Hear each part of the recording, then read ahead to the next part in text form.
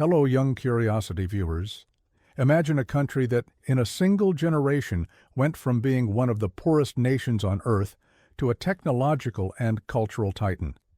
A land of rubble and poverty, ravaged by war, was reborn as a global leader in semiconductors, automobiles, and smartphones. This is the story of South Korea, and its economic rise is often called a miracle, a stunning turnaround that few experts predicted. But was it really a miracle? Or was it the result of a calculated and at times ruthless strategy that transformed a nation from the ground up? The story of South Korea's economy is not just about numbers and GDP, it's about a nation's unwavering determination, its willingness to make extraordinary sacrifices, and the political will to build an economic machine from almost nothing.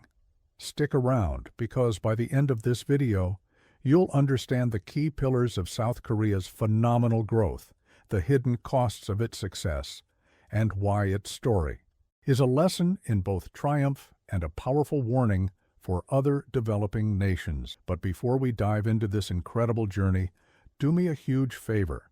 Hit that like button, subscribe to Young Curiosity for more mind-blowing insights, and let me know in the comments where you're watching from. We love seeing our global community grow. The foundation of South Korea's economic success can be traced back to the aftermath of the Korean War. By the mid-1950s, the country was in ruins. It was poorer than many African nations and largely dependent on foreign aid. It was at this critical juncture that a new political order, led by President Park Chung-hee, took control and set the nation on a new path. President Park's strategy was simple but radical: state-led industrialization and a relentless focus on exports.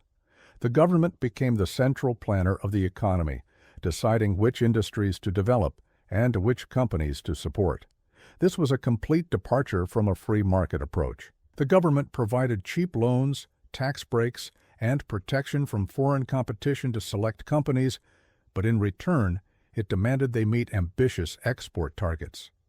This top-down authoritarian approach was designed to rapidly transform the country from an agricultural society into an industrial powerhouse. The government's control was so absolute that it could decide everything from what products a company would make to who would run the company. It was a risky gamble, but it paid off.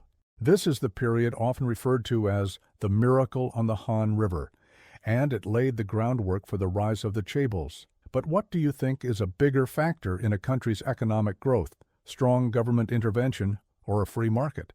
Let me know in the comments below. The chaebols are at the very heart of the South Korean economic machine. They are large family-owned conglomerates that dominate the country's business landscape. Think of Samsung, Hyundai, LG, and SK Group. These are not just companies, they are massive, interconnected empires with interests in everything from electronics and automobiles to shipbuilding and construction. The government's strategy was to create a small number of these national champions that could compete on the global stage. It was a symbiotic relationship. The government provided the financial and political support, and the chaebols delivered on the export targets, generating the foreign currency that the country so desperately needed. This model allowed these companies to grow at an unprecedented rate, absorbing smaller competitors and leveraging their political connections to expand their reach. They were able to invest heavily in research and development, allowing them to move up the value chain from producing simple textiles and wigs in the 1960s to building sophisticated semiconductors and high-tech vehicles today. The chaebol model, while highly effective at driving rapid growth, also created significant power imbalances. These conglomerates became so large and powerful that they often operated with a degree of impunity, and their close relationship with the government has, at times, led to corruption scandals. However, there is no denying that the chaebols were the main engines of South Korea's economic transformation. One of the most critical and often overlooked factors in South Korea's success is its extraordinary investment in human capital. From the beginning, the government and society placed an unparalleled emphasis on education. Education was seen not just as a path to personal success, but as a patriotic duty, a way to contribute to the nation's development. South Korea consistently ranks among the top countries for educational achievement, with a highly educated and motivated workforce.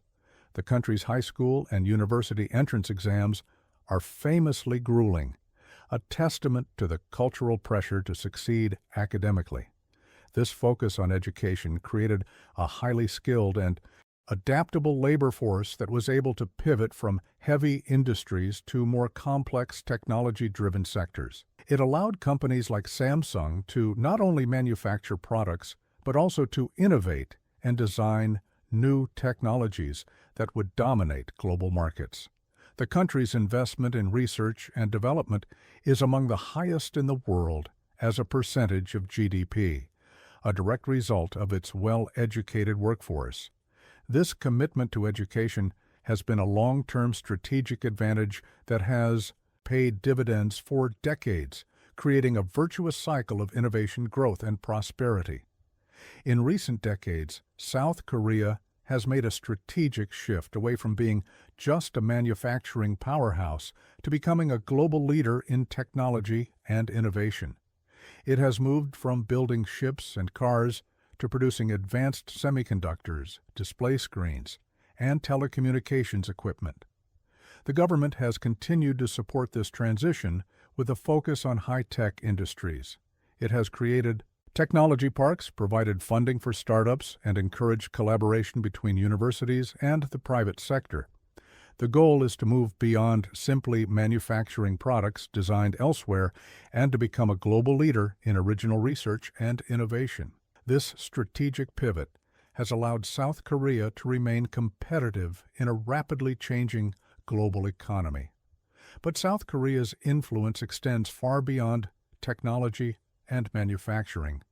In the last 2 decades, it has also become a cultural superpower. This brings us to the Hallyu, or Korean Wave. What started as a regional phenomenon of K-pop and K-dramas has exploded into a global cultural force. From the music of BTS and Blackpink to the films of Bong Joon-ho and the global success of Korean food and cosmetics, Hallyu has done more than just entertain. It has become a powerful economic engine. The popularity of Korean pop culture has driven a massive increase in tourism, a surge in demand for Korean products, and a significant boost to the country's brand image. It has made Made in Korea a symbol of cool and quality.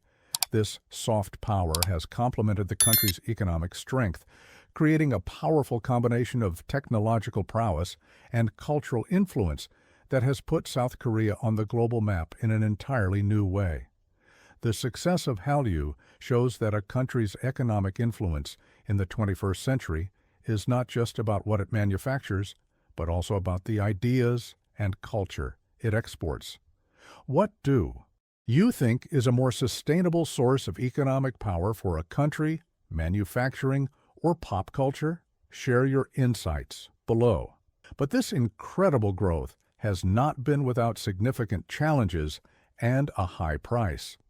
South Korea's rapid economic development came with a dark side. The intense competition, long work hours, and high-pressure education system have taken a toll on the population.